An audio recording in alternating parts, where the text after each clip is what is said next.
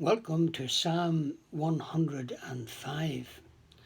The last psalm that we did, Psalm 104, was a creation psalm. But now we're going to look at a redemption psalm. And we're going to learn about God's faithfulness to Israel right from his covenant with Abraham through to their coming in to the promised land and to the inheritance. This is a very positive truth. It is to do with what God did for the nation. This psalm does not deal with Israel's unfaithfulness or response. That will be the subject of the next psalm, Psalm 106. We will learn there of Israel's response to God's faithfulness. But Psalm 105 is very positive, and when a Jew wants to consider his blessings and to consider his theology, if you like, his view of God and his knowledge of God, it is rooted in the nation's history, things that God did, and he will consider his works, and these are things that were very precious to the believing Hebrew. So the first 6 verses are to do with the giving of thanks to the Lord. And then we'll be seeing the covenant, we'll be looking at Canaan, we'll be looking at Egypt, we'll be thinking about Moses and Aaron and the wilderness journey, and finally the inheritance. Now it is full of instruction. So we begin verse 1, O give thanks unto the Lord, call upon his name, make known his deeds among the people. So God is someone who can be called upon, call upon his name, and he is to be made known among the people.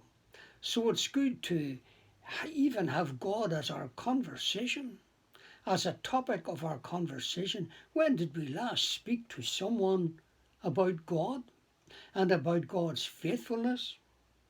Well, the psalmist says, sing unto him, sing psalms unto him, talk ye of all his wondrous works. So it's good that we're studying the Psalms. Psalms are a very important part of Old Testament worship especially. And he says in verse 3, glory ye in his holy name. He is above all others. There is no one to compare. We're not speaking of some local deity or national deity. Glory ye in his holy name. Let the heart of them rejoice that seek the Lord. Because you see, he is a good God. And the things that he had done for Israel, God wanted them to remember him, to remember his works, to appreciate what he had done. And for the Christian, that central event that we remember, the coming into the world of God's Son, Jesus of Nazareth, and the wondrous work that he did on Calvary's cross, which was eternal in its impact. Now, verse 4 says, seek the Lord and his strength. Seek his face forevermore. Did we seek the Lord this morning, yesterday? Do we seek him in the morning and in the evening? Do we start the day with him and end the day with him? And do we live during the day for him? Did we do our work for our employer as unto the Lord? Well, verse 5 says, remember his marvellous works that he hath done, his wonders and the judgments of his mouth. So these are good things we have to remember and appreciate what God has done. God did not want Israel to forget the wonderful works that he did for them. And so he is addressing this psalm to, O ye seed of Abraham, his servant, ye children of Jacob, his chosen. So this is a very definite address to the descendants of Abraham and to do with their blessings. And so we now come verses 7 to 11 are to do with the covenant that he made with Abraham. He is the Lord our God. His judgments are in all the earth. So although he's dealing with Israel, it's also the truth of these things is universal. And when God chose Israel of the nations to make himself known to them in the law and in the prophets and in the priesthood and the sacrifices, he was doing it that Israel might be a blessing to the world, and that the Gentiles might come in to the blessings through Israel. And so he says in verse 8, he hath remembered his covenant forever, the word which he commanded to 1,000 generations. We're speaking here of the covenant that he made with Abraham, not the covenant he made with Moses, which was a conditional covenant and was cancelled, as it were, and replaced with a new covenant. We're talking here on the covenant that he made with Abraham concerning the land. So it says, which covenant he made with Abraham, and his oath unto Isaac, and confirmed the same unto Jacob for a law, and to Israel for an everlasting covenant. So this covenant was made with Abraham and ratified with Isaac and Jacob, and the 12 patriarchs to Israel for an everlasting covenant, saying, unto thee will I give the land of Canaan, the lot of your inheritance. So God has promised the nation of Israel, the descendants of Abraham, Isaac and Jacob, he has promised them an inheritance. Now, they began, when Abraham left the Ur of the Chaldees, he entered into the land of Canaan.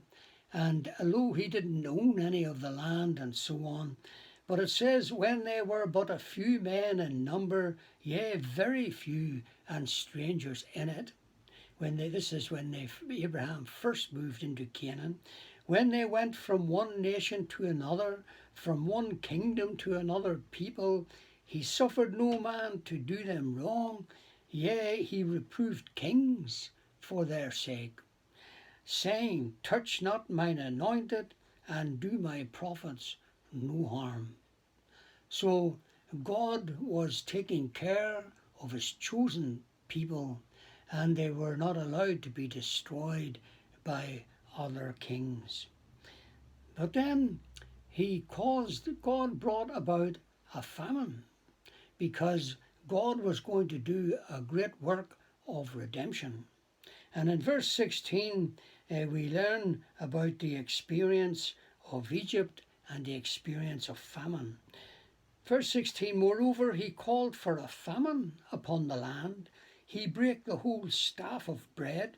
He sent a man before them, even Joseph, who was sold for a servant, whose feet they hurt with fetters. He was led in iron, until the time that his word came, the word of the Lord tried him or tested him. So Joseph was down in Egypt, and then the famine came, and Israel came into Egypt. And it says the Pharaoh actually made Joseph the lord of his house and the ruler of all his substance, to bind his princes at his pleasure and teach his senators wisdom. So God now had a deliverer ready in Egypt for the people of Israel coming. His name was Joseph. Now, in verse 23, Israel also came into Egypt, and Jacob sojourned in the land of Ham. And we read that the people increased so much that they became stronger than their enemies.